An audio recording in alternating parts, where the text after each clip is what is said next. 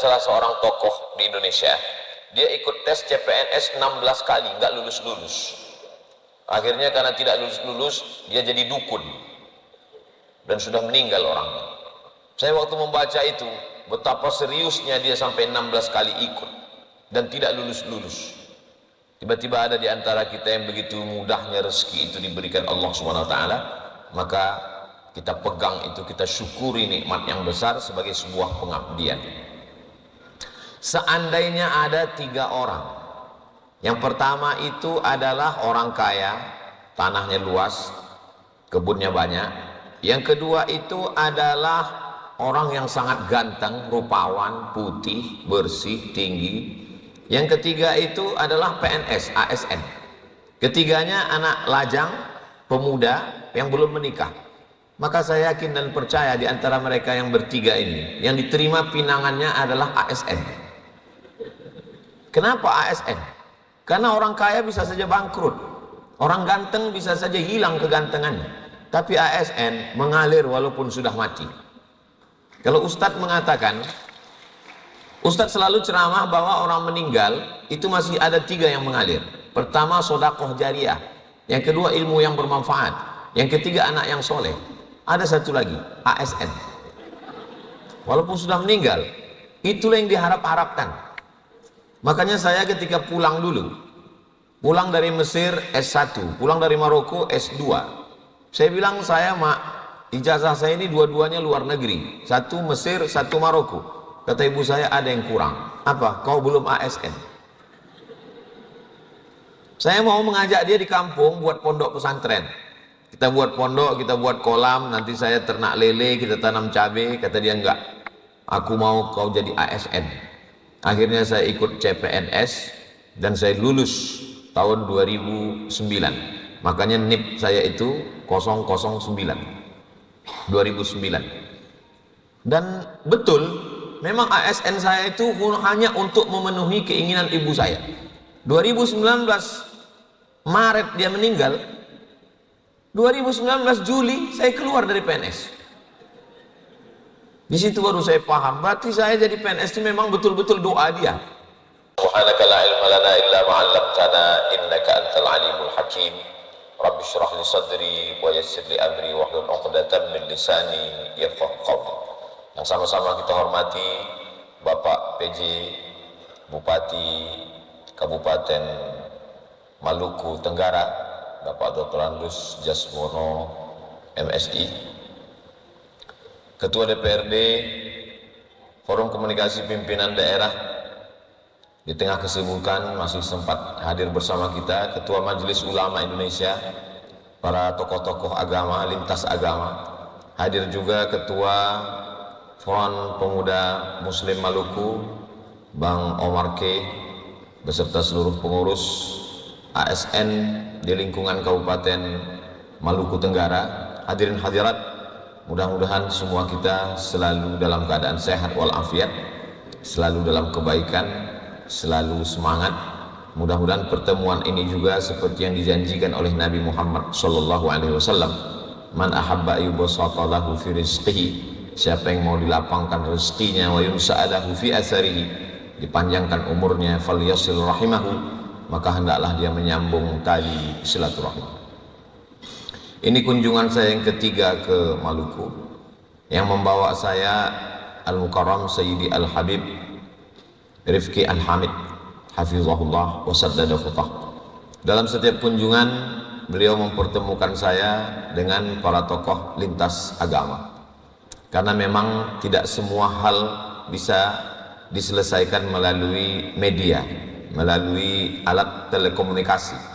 Mesti ada tatap muka, duduk bersama, karena ada sesuatu yang berbeda antara yang kita lihat di media dan langsung. Salah satunya seperti yang disebutkan Pak Jasmono tadi, saya nampak lebih muda kalau langsung. Jadi ketika saya dibawa bertemu dengan para tokoh agama di Ambon saat kedatangan pertama, saya merasa senang sekali. Karena kalau kita berfoto, bergambar, itu dilihat orang. Foto bisa memberikan tafsiran 1000 kata, yang belum tentu bisa, kalau kita susun 1000 kata yang indah pun belum tentu dapat diwakili apa yang ada dalam hati kita. Jadi ketika kita bergambar lalu kemudian di-share, diambil, ada positifnya, ada negatifnya. Tapi untuk beberapa momen itu positifnya luar biasa. Karena kalau kita tablik akbar di tanah lapang seperti kemarin malam, itu mungkin ratusan ribuan orang. Tapi kalau saya bicara dengan beberapa simpul-simpul tokoh-tokoh agama, tokoh sosial masyarakat, itu sesungguhnya di belakang mereka ada ratusan ribuan orang. Jadi orang biasanya, kata pepatah, yang sulit itu, kalau ada yang mengatakan sulit mengumpulkan buaya, ada yang lebih sulit lagi mengumpulkan pawang buaya. Jadi kalau sudah pawang-pawangnya berkumpul, insya Allah yang lain mudah-mudah saja diatur. Jadi itulah pentingnya duduk bersama, apalagi pada saat pesta demokrasi. Kita tahu bahwa 2024 itu adalah mestinya pesta kebahagiaan bagi masyarakat Indonesia, bukan sesuatu yang baru. Kita sudah merdeka sejak 1945, kita tidak lagi tinggal di negara kesultanan dari mulai Sumatera sampai Papua, tapi kita sudah menentukan pilihan, berbeda pilihan, berbeda warna, berbeda tokoh. Itu sesuatu yang biasa sejak zaman Orde Lama, Bung Karno, sampailah era reformasi sampai hari ini. Tentu pertemuan kita mencerdaskan umat, mencerdaskan bangsa. Perjalanan panjang dari Pulau Sumatera sampai ke Ambon, diteruskan lagi sampai ke Tual, lalu kemudian sampai ke Langgur di Maluku Tenggara. Bagi saya menimbulkan banyak tanya, apa sesungguhnya yang dicari orang dari Jazirah Arab, dari Portugis, dari Belanda, sehingga sampai ke pulau ini, yang kalau kita lihat di peta hanya titik-titik kecil. Ternyata tidak semuanya bisa terjawab melalui internet. Google hanya bisa menampilkan gambar, tapi tidak bisa membangkitkan rasa seperti mandi di pasir panjang sore tadi, yang videonya sudah kemana-mana. Jangan sekedar mandi, datang sendiri, tapi bawalah keluarga, bawa mai tua, mai muda, mai munah, dan semuanya. Jadi banyak sekali hal-hal yang tidak bisa diwakili oleh medsos, sosial media. Ada pemandangan yang bisa kita lihat, yang bisa kita ceritakan dengan kata-kata, tapi pada akhirnya itu hanya iklan saja. Puncaknya adalah bagaimana masyarakat datang.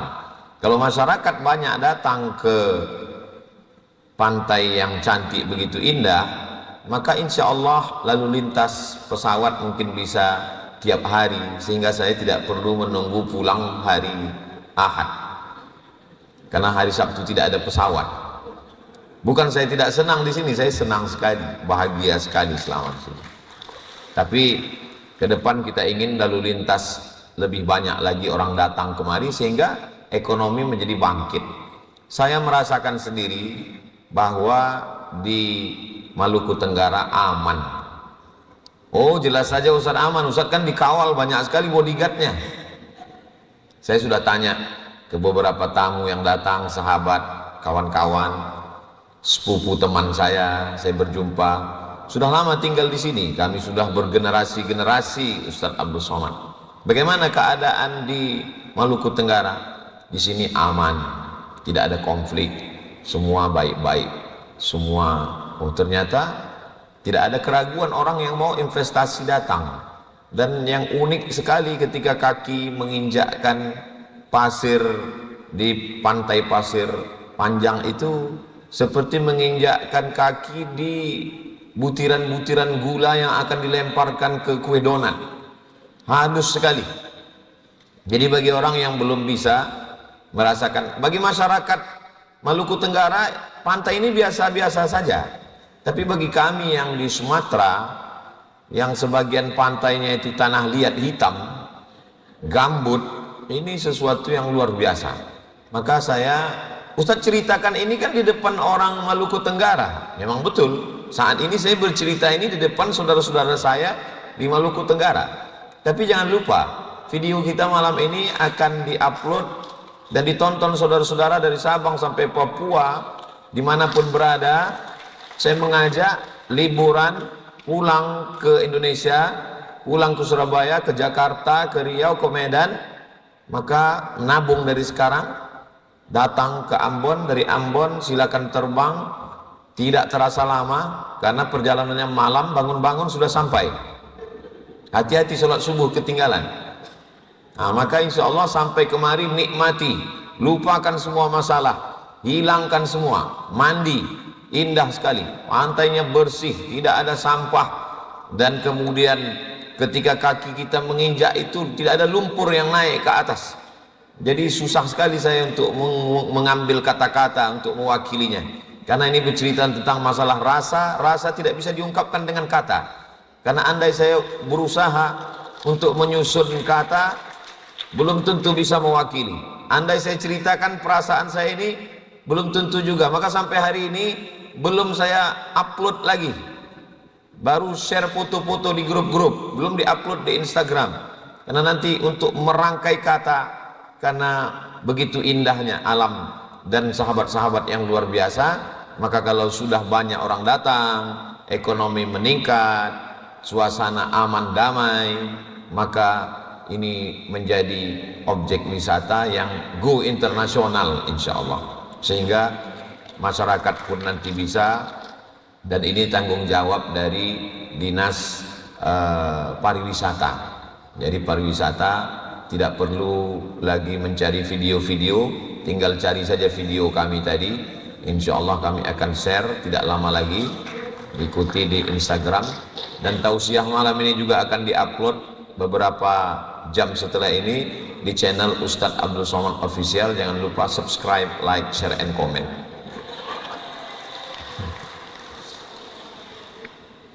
Kalau orang jalan-jalan di Langgur, mereka akan melihat bagaimana bersanding rumah-rumah ibadah, tempat-tempat orang mendekatkan diri kepada Tuhan, dan masyarakatnya bisa hidup berkawan, bersahabat, bertetangga, berkeluarga, satu suku. Dan kalaupun pernah ada gesekan-gesekan, kata pepatah, sedangkan telur ayam disangka lagi bersentuh, apalagi hati manusia. Jadi dia tidak lama. Kenapa tidak lama? Karena ada ikatan kekeluargaan. Sama seperti kami di Sumatera Utara, ada marga, ada orang Batubara, ada orang Batak Toba, ada orang Karo.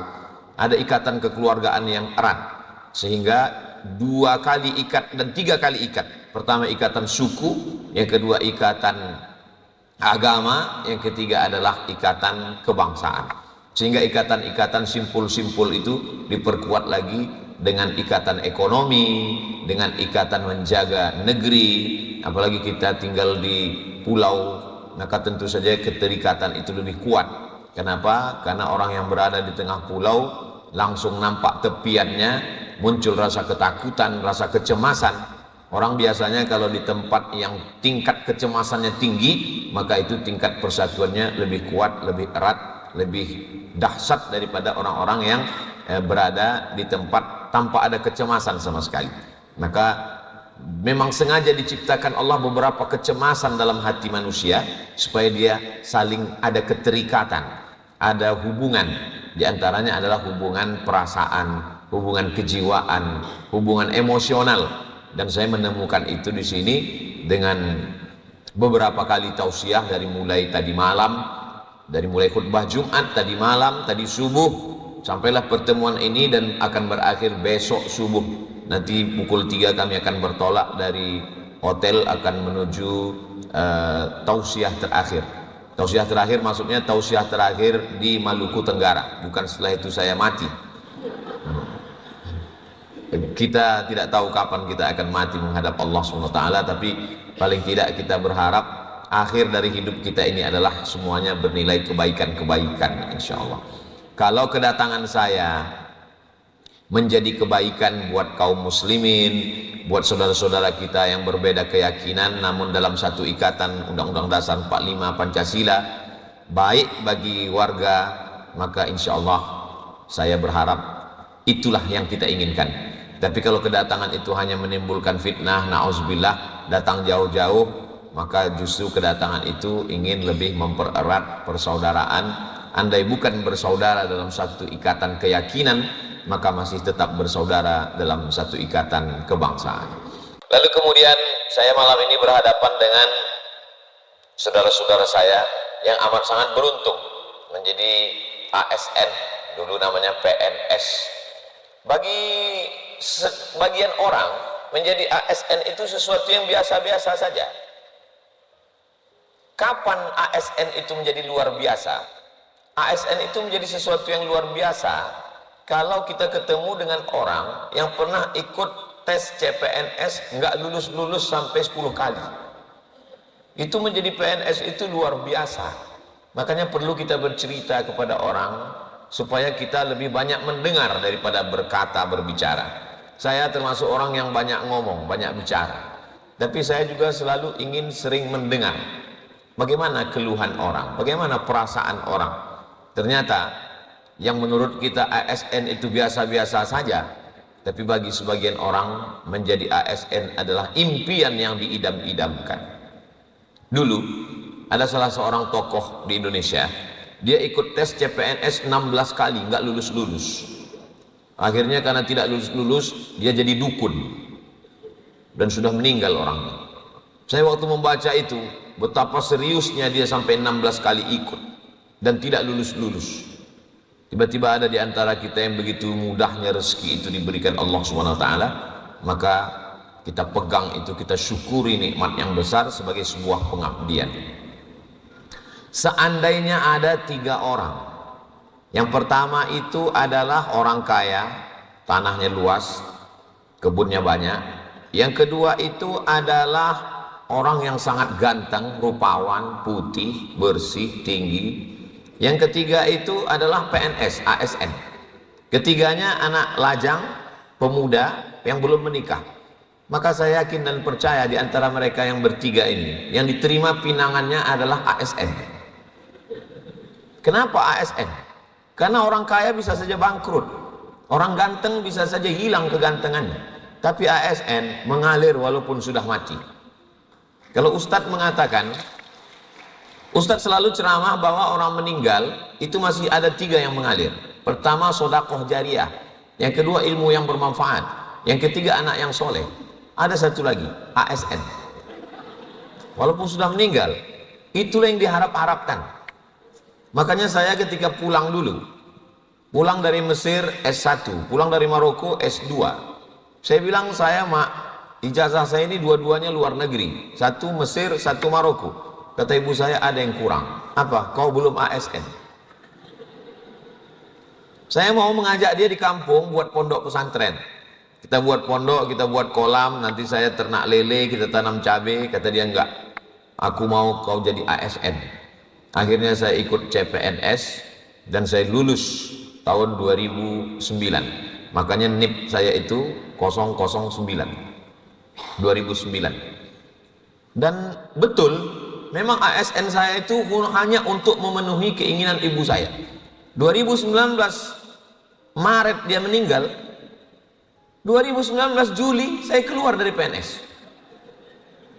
Di situ baru saya paham, berarti saya jadi PNS itu memang betul-betul doa dia. Begitu dia meninggal, saya pun lepas dari PNS. Nah itu. Jadi saya hanya ingin menyampaikan ke saudara-saudara saya, ASN di lingkungan Pemda Kabupaten Maluku Tenggara, bahwa nikmat ASN itu indah luar biasa. Saya pernah mendapatkan nikmat itu dari 2009 sampai 2019, 10 tahun. Setelah sekarang tidak ASN, kalau saya kumpul dengan kawan-kawan, mereka selalu nanya, Ustadz nggak ASN lagi ya? Itu ada rasa gangguan psikologis juga saya. Jadi yang masih ASN, pertahankan. Apakah kami yang masuk kantor dari jam 8 pagi sampai jam 4 sore ini ada pahalanya Ustadz? Oh iya. Makan, menjadi ibadah kalau disebut nama Allah. Allahumma barik lana fima razaqtana wa qina azabannar. Tidur menjadi ibadah kalau disebut nama Allah. Bismika Allahumma ahya wa amut. Masuk toilet WC menjadi ibadah kalau disebut nama Allah. Allahumma inni a'udzubika minal khubuthi wal khaba'is. Semua aktivitas menjadi ibadah kalau disebut nama Allah. Maka ASN yang masuk jam 8 pagi pulang jam 4 sore, berangkat dari rumah dia niatkan bismillah tawakkaltu 'ala Allah la haula wala quwata illa billah. Ini adalah pengabdian untuk kabupaten, ini adalah pengabdian untuk negara, ini mengurus orang banyak, maka itu pahalanya luar biasa. Apalagi menjadi ASN itu memudahkan urusan orang banyak. 120.000 masyarakat Kabupaten Maluku Tenggara dimudahkan urusannya oleh ASN. Maka apa kata Nabi SAW? Man yassara an mu'sirin yassarallahu anhu yaumal qiyamah. Siapa yang memudahkan urusan orang lain, dimudahkan Allah urusannya. Tapi kalau mempersulit urusan orang, itu sulit juga matinya nanti. Su'ul khatimah, na'udzubillah. Tapi saya yakin dan percaya saudara-saudara saya ini semua memberikan kemudahan-kemudahan dengan tetap mengikuti aturan-aturan. Bukan berarti karena memudahkan lalu kita melegalkan sesuatu yang ilegal menurut aturan negara. Karena tidak semua aturan agama itu sejalan dengan aturan negara. Ada yang menurut agama boleh, tapi menurut aturan negara belum tentu boleh. Maka kita ikuti aturan negara, karena aturan negara itu adalah hasil dari kesepakatan orang-orang yang kita pilih untuk mewakili kita. Maka keluarlah namanya undang-undang, DPR RI yang membentuknya. Lalu ada yang disebut dengan perda, peraturan daerah, yang dibuat oleh anggota legislatif yang merupakan wakil kita yang duduk di parlemen. Maka kalau sudah kita laksanakan itu, dan ada beberapa hal yang tidak dikutip dari saudara kita yang non muslim, ini hanya pada seorang muslim saja, ada gaji yang mesti diambil zakatnya, diserahkan ke Basnas, Badan Amil Zakat Nasional. Walaupun kita mungkin sebagian sudah membayar zakat sendiri-sendiri, tapi dia seperti batang lidi. Satu batang lidi tidak terlalu banyak yang bisa dibuat, tapi kalau lidi-lidi ini bisa disatukan menjadi sapu lidi yang besar, maka ini amat sangat besar manfaatnya. Tadi subuh saya dibawa untuk menyampaikan tausiah di Masjid Agung Raudhah Langgur. Masjidnya bagus sekali, cantik, lampunya, dindingnya luar biasa. Saya senang, saya diminta jadi imam walaupun sempat lampu mati 2 kali, dan itu dikasih tahu tolong jangan disampaikan nanti viral ini Pak Ustaz. Tapi selama saya tausiah tidak ada mati sama sekali. Itu memang murni waktu setelah menyampaikan tausiah 1 jam sampai habis selesai itu sholat sunat Isra. Ini masjidnya sudah bagus, tinggal kita isi. Kita isi dengan kegiatan-kegiatan libur anak sekolah, pesantren kilat. Lalu kemudian pada bulan suci Ramadan digerakkan masyarakat. Ini bisa disupport dengan melalui zakat. Maka zakat itu ada 8 asnaf. Innamas shadaqatu lil fuqara wal masakin wal amilina 'alaiha wal muallafati qulubuhum wa fir riqab wal gharimin wa fi sabilillah wa ibnis sabil. Kalau seorang muslim disadarkan keberagamaannya, insya Allah dia tidak menjadi ancaman bagi orang lain. Karena dalam Islam kita diajarkan wa ma arsalnaka illa rahmatan, menjadi rahmat lil alamin, bagi semesta alam. Jadi kalau bisa program-program kajian-kajian, misalnya ada kajian pagi Jumat khusus untuk ASN Muslim, yang selama ini hanya kultum, saya ingin supaya lebih berkualitas. Kalau bisa triple T, ini selalu triple T. Yang pertama tahsin, yang kedua tahfiz, yang ketiga tadabbur. Tahsin, memperbaiki bacaan Al-Quran, karena sholat membaca Al-Quran. La sholata liman lam yaqra bi fatihatil kitab, tidak sah sholatnya kalau fatihahnya tidak benar. Apalagi kita tahu dari Maluku Tenggara ini suaranya bagus-bagus, banyak qori-qori. Termasuk tadi bersama kita tadi malam sampai tadi di pantai Ustadz Hussein, Masya Allah. Maka ini qori ini kita minta untuk mengupgrade, membuat training for trainer. Jadi dipilih beberapa yang berprestasi, alumni pesantren, untuk di training mendalami tahsin 40 tatap muka. Kenapa Ustadz memilih 40 tatap muka? Jadi kalau ada kajian dalam 1 bulan itu 4 kali Jumat, dalam 1 tahun yang efektif ngaji 10 bulan, 4 kali Jumat kali 10, 40 tatap muka. Jadi sehingga tahun pertama orang bacaan Qur'annya sudah bagus. Tahun kedua itu mulai tahfiz surat-surat pendek, juz amma. Nanti pada saat Maulid Nabi, Isra Mi'raj, nuzul Quran, itu baru diberikan penghargaan juara 1, tahfiz juz amma, juara 1 musabaqah tilawatil Quran tahsin antar ASN. Ini tidak mengganggu siapapun. Kita jelaskan, kita sosialisasikan. Jadi kalau ada yang mengkhawatirkan aliran sesat, radikalisme, kemudian terorisme, itu karena kejahilan agama. Orang tidak ngaji benar, tidak betul, maka sumber ajarannya terjadi penyelewengan. Tapi kalau dia diajarkan, tidak usah terlalu banyak ngaji yang muluk-muluk. Saya selalu 3 ini saja diperbaiki. Yang pertama tahsin, setelah bacaannya betul tahfiz. Tidak bisa langsung tahfiz kalau tahsinnya tidak bagus. Karena kalau orang langsung tahfiz, tahsinnya tidak bagus, itu memperbaiki hafalan jauh lebih sulit daripada memperbaiki bacaan. Termasuk anak-anak kita. Tahsinnya dulu diperbaiki, habis itu baru tahfiznya, hafalannya, lalu setelah hafalan baru tadabbur. Triple T, tahsin, tahfiz, tadabbur. Tadabbur memahami surat-surat pendek yang selama ini kita baca dalam sholat, wadduha, alam nasrah, idza jaa, qul ya, inna a'taina, wal asri, alhaqumut takatsur. Itu surat-surat pendek itu luar biasa maknanya. Kalau dibaca dengan baik, dipahami dengan baik. Li'ila fi Quraisy, perjalanan orang Quraisy. Ila fihim rihlatasy syita'i was-shaib, perjalanan mereka pada saat musim dingin dan musim panas. Falyabudu rabb hadzal bait, hendak mereka banyak-banyak beribadah kepada Allah. Kalau mereka banyak ibadah, Allah akan berikan mereka 2. At'amahum min ju', kalau mereka lapar, Allah kasih mereka makan. Supaya tidak khawatir tentang bagaimana makan ke depan, makan anak cucu, makan. Wa amanahum min khauf, kalau dia gundah gulana, stres, depresi, tuntutan zaman, maka dia tidak akan merasakan itu. Karena dia dekat dengan Allah Subhanahu wa ta'ala. Nah, jadi ini semua adalah bagaimana ke depan ngaji yang berkualitas. Tabligh akbar penting. Bicara tentang para ustadz. Tadi Bang Omar K menyebutkan bahwa hampir semua ustadz Jakarta sudah dibawa kemari. Ustadz Fikri Haikal, anak almarhum Ustadz K Haji Zainuddin MZ, sampai ke almarhum Ustadz Jeffrey Al-Bukhari. Hampir semua ustadz sudah dibawa kemari. Tabligh akbar penting. Syiar, mengumpulkan orang banyak untuk memberikan oksigen baru, semangat penting. Tapi yang tidak kalah penting adalah ngaji pekanan.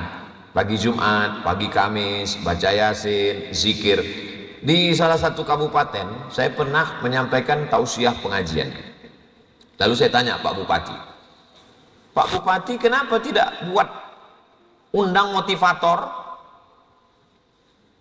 Buat di convention hall di hotel? Kami sudah buat Ustaz Somad.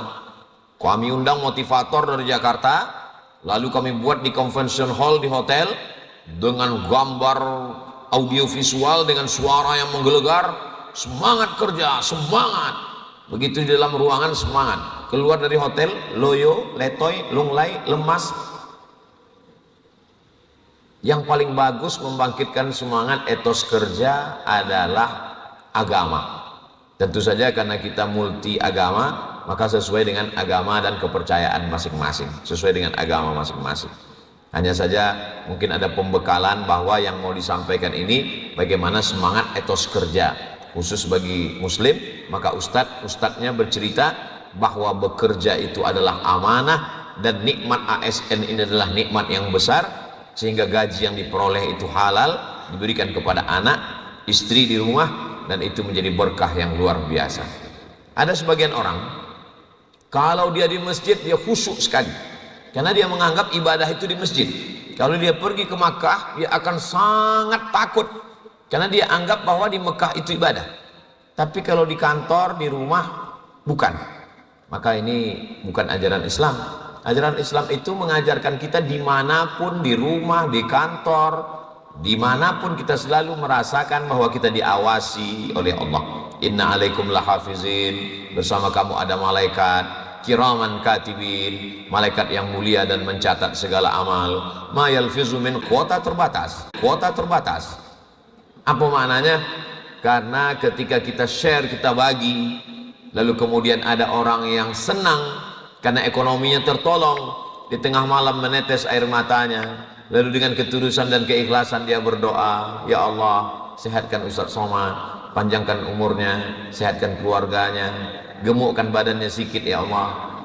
Maka itu saya yakin dan percaya, sampai hari ini masih diberikan Allah kesehatan, kehidupan, bisa bertemu dengan Bapak Ibu di Maluku Tenggara. Itu bukan karena saya, bukan karena jabatan saya, bukan karena harta saya, tapi karena pertolongan dan doa orang-orang yang mungkin tidak kenal dengan saya, tapi dari jauh dia selalu mendoakan saya.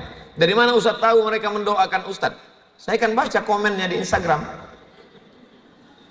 Oh, jadi Ustaz baca juga komen-komen itu? Saya baca.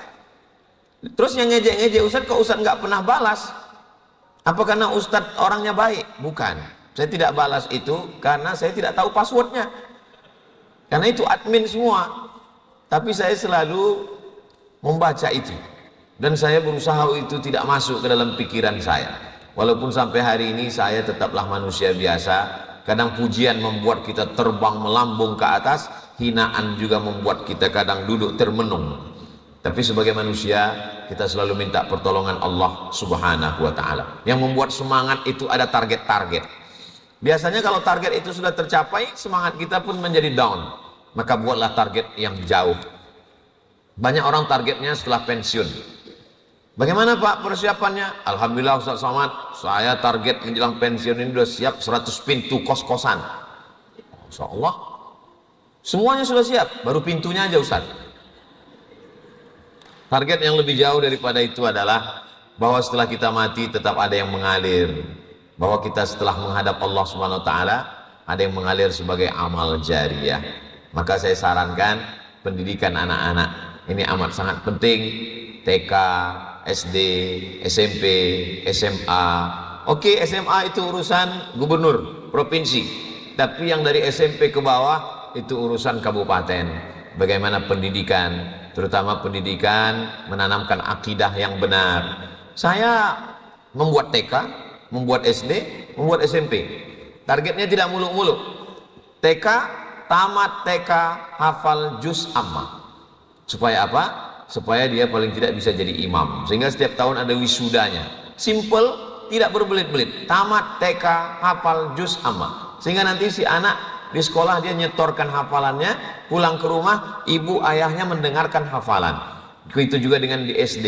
Di SD ditanamkan akidah yang benar, bagaimana berakhlakul karimah, hormat kepada kawan, tetangga, sahabat. Dimasukkan ayat-ayat, hadis-hadis, apalagi kita dengan berbagai macam suku, bangsa, agama yang ada di Maluku Tenggara, maka disampaikan ayat-ayat terkait dengan perbedaan agama, bertetangga, bersahabat, bertamu, bagaimana menyambung silaturahim dengan saudara kita yang berbeda keyakinan. Kita pilihkan ayat-ayat, hadis-hadis yang sesuai, kurikulumnya didudukkan. Saudara kita dari Kementerian Agama, Majelis Ulama Indonesia, Nahdlatul Ulama, Muhammadiyah, wa amruhum syura bainahum. Maka hasilnya itu saya yakin dan percaya, apalagi kita bisa mendudukkan tokoh-tokoh dalam keadaan berdamai, itu semua akan menjadi contoh bagi daerah-daerah lain yang ingin belajar. Kalau mau melihat alam, datang ke Maluku Tenggara. Kalau mau melihat harmonisnya kehidupan, silakan datang. Orang akan datang studi banding, apalagi setelah masa-masa momen-momen penting. Ini dalam 70 hari, 80 hari ke depan sampai pemilihan DPRD, DPR, DPD, DPR RI, Pilpres. Tentu masyarakat banyak yang merindukan siraman-siraman, karena lalang kering akan mudah sekali tersulut api. Maka kalau kita duduk bersama, lebih banyak duduk daripada berkicau di grup, maka insya Allah itu menjadi kebersamaan. Termasuklah malam ini kita bisa duduk bersama. Mudah-mudahan kebersamaan kita ini membuat kita lebih semangat, membuat kita lebih kuat, membuat kita lebih bisa bekerja sama dalam hal-hal nata'awan fima tafaqna, pada perkara-perkara yang kita sepakati mari kita bekerja sama, wa nata'adzar fima ikhtalafna, ada hal-hal yang kita berbeda maka kita bisa saling menghormati. Bapak-bapak, ibu-ibu, hadirin hadirat yang dimuliakan Allah Subhanahu wa taala, saya ucapkan terima kasih yang tak terhingga kepada pemerintah daerah Kabupaten Maluku Tenggara, dari Bapak PJ, Bapak Ketua DPRD, Bapak Ketua Pengadilan, Bapak Kapolres, Bapak Dandim, baik yang hadir maupun yang tidak. Sampaikan salam saya kepada semuanya. Saya amat sangat berterima kasih. Man ahsana ilaikum, siapa yang berbuat baik kepada kamu fakafi'uhu, balaslah. Fa illam tajidu, kalau kamu belum mampu membalasnya, fad'u lahu, doakanlah mereka. Mudah-mudahan hanya Allah yang dapat membalas. Allah jadikan Maluku Tenggara tetap dalam lindungan Allah, baldatun thayyibatun wa rabbun ghafur. Itu yang dapat saya sampaikan pada malam yang berbahagia ini. Terima kasih atas segala perhatian, mohon maaf atas segala kesilapan dan kekhilafan. Di akhir majelis kita tetap berdoa kepada Allah Subhanahu wa taala, dan doa nanti insyaallah saya mohonkan kesediaan guru kita semua, Sayyidi Al-Habib Rifki Al-Hamid.